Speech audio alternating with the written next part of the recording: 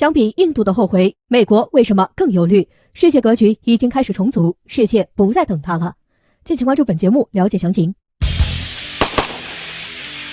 一直以来，印度都迫切地想要跟中国一样成为世界工厂，可一想到要加入 RCEP， 印度就没办法过心里这道坎。在本身就眼红中国世界工厂地位的情况下，成为 RCEP 的其中一员，就意味着要向我国开放市场。印度当然做不到，同时也更加无法接受中国在 RCEP 中的重要位置，因此在最后一刻，印度最终还是选择了退出。殊不知，印度的退出不仅没有阻碍 RCEP 的推动，反而加速了 RCEP 的到来。签署 RCEP 是地区国家用实际行动维护多边贸易体制以及建设开放世界经济的最重要的一步，同时对深化区域经济一体化和稳定全球经济都具有着标志性的意义。根据消息显示，第4次区域全面经济伙伴关系的协定领导人将在15号举行，新西兰、韩国、日本、澳大利亚、中国以及东盟10国，总共15个国家将正式签订 RCEP。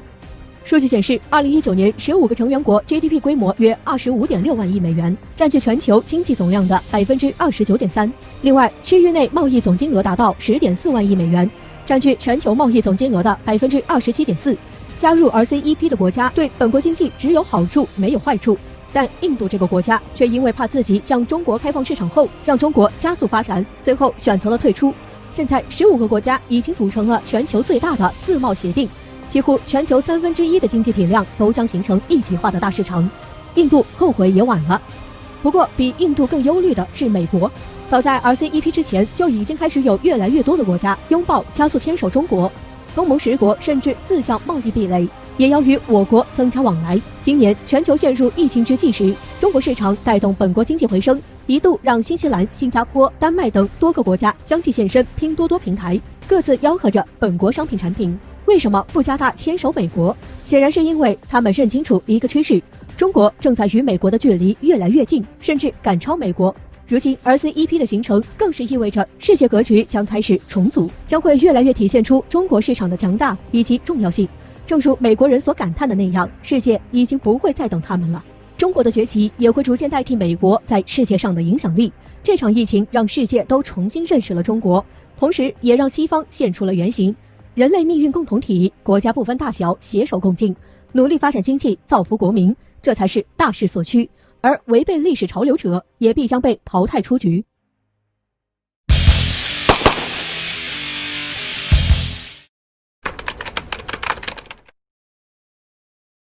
中国海军实力增速会放缓，不会超过美军。美分析师得出一结论，我国人反应平淡，一开始就错了。敬请关注本节目，了解详情。伴随着中美关系越发紧张，有关两国之间的军事实力对比的话题再次出现了。毫无疑问，此次又是美国方面挑起来的话题。根据美国相关新闻网站上发表的文章中显示，一位美国海军分析家克里斯托夫·卡尔森在近日得出一个令人安心的结论：中国海军实力增速将会放缓，不会超过美国海军。该分析家此番话不管是真是假，但可以肯定的是，这番话得到了包括美国官员在内的大多数美国人的赞扬。卡尔森在报告中指出，中国海军的规模越来越大，这是不争的事实。经过10多年的重大投资，目前中国海军舰队是世界上主力战舰数量最多的。但他们不认为这是用来衡量海军力量的唯一标准。就当前而言，中国海军有360艘主力战舰，比美国海军战舰足多了60多艘。他表示，中国的船只虽然很多，但美国船只却要比中国的船只大很多。与此同时，美国船只的装备要更为精良一些。例如，美国罗斯福航母接二连三出现问题，航母上厕所堵塞的问题迟迟未能解决，此次疫情期间更是一度趴窝，都是实力的体现。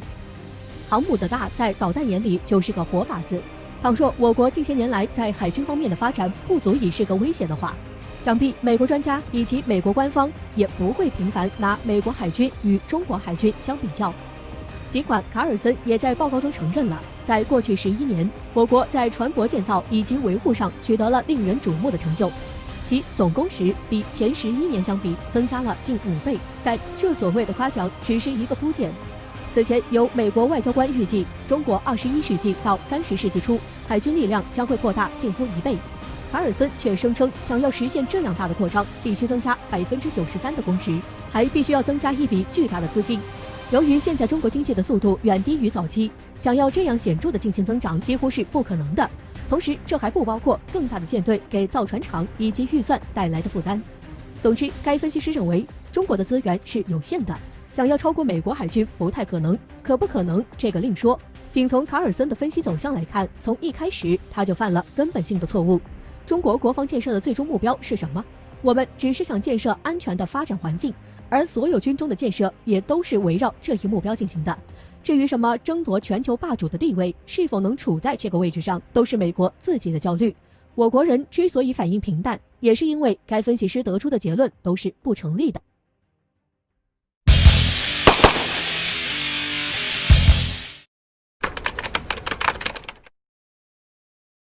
中国近些年来的发展让美国感到担忧，但王云飞的一番话也是时候让我国人清醒了。敬请关注本节目，了解详情。随着疫情在全球的加速蔓延，中国的此期间的表现让美国彻底看清了如今的中国在国际上的影响力到底有多大。本身就忌惮中国的发展很可能会影响自己在全球地位的美国，这下更是被妒忌蒙蔽了双眼。国内疫情如此严重，美军都仍然多次派出航母、军舰以及侦察机在南部海域挑衅我国，甚至派出军机直接擅闯我军演习禁地，行为举止异常大胆。